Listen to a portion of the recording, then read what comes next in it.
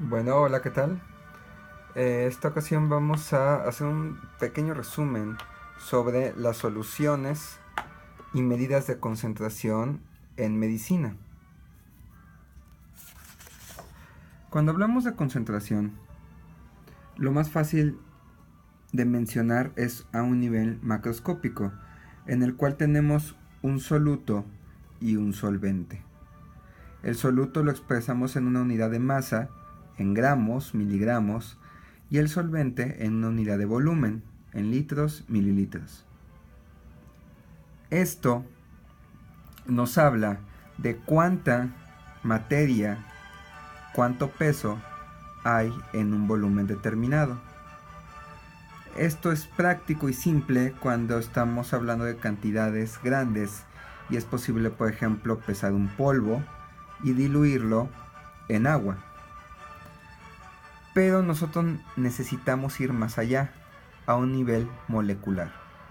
Para ir a este nivel molecular tenemos que ver diferentes ejemplos. El primer ejemplo que vamos a ver es un ejemplo en el cual tomamos la masa. ¿A qué nos referimos con esto? A que, a pesar de que yo tenga un soluto en gramos y lo ponga en el líquido, yo necesito saber de estos gramos cuántas moléculas hay. ¿Por qué es importante que sepamos cuántas moléculas hay?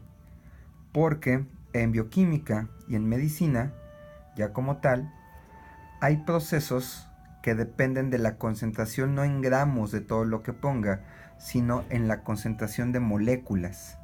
En este caso estamos ejemplificando como una molécula va a interactuar con un receptor que está en la membrana y eso va a propiciar un fenómeno. Para que este receptor se active por esta molécula, la molécula tiene que estar en una concentración establecida, milimol, molar, micromolar, nanomolar. Para esto es indispensable, como ya comentamos, saber cuántas moléculas hay en los gramos que yo le puse a mi solución. Y para eso utilizamos la fórmula de molaridad, que es básicamente asignar un peso molecular a los gramos que yo puse y esto dividirlo entre litros. Otra forma u otro acercamiento que necesitamos es si a nosotros nos interesa no solo los gramos, no solo la cantidad de moléculas, sino que cómo estas moléculas o partículas actúan en el proceso de ósmosis. Y a esto le llamamos partículas osmóticamente activas o partículas osmóticas. Como ya lo comentamos, el proceso de ósmosis que nosotros vamos a ver en este ejemplo es qué tanta agua pasa por una barrera semipermeable. De la totalidad que yo ponga, lo que va a interferir o lo que va a definir qué tanta agua pasa son las moléculas que son osmóticamente activas.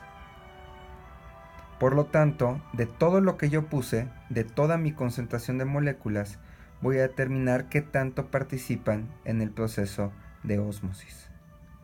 Y así podemos entender la fórmula de osmolaridad, que es molaridad, hablando de mi concentración, por el número de moléculas osmóticamente activas, moléculas que participen en este proceso.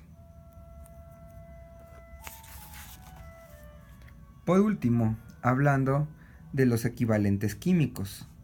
En este caso lo que me interesa saber de la concentración de mis solutos no es cuántos gramos puse, no es tampoco qué tanto participan en el proceso de ósmosis, sino más bien qué tanto van a interferir en la regulación del pH, qué tanto me va a propiciar o disminuir el movimiento de protones.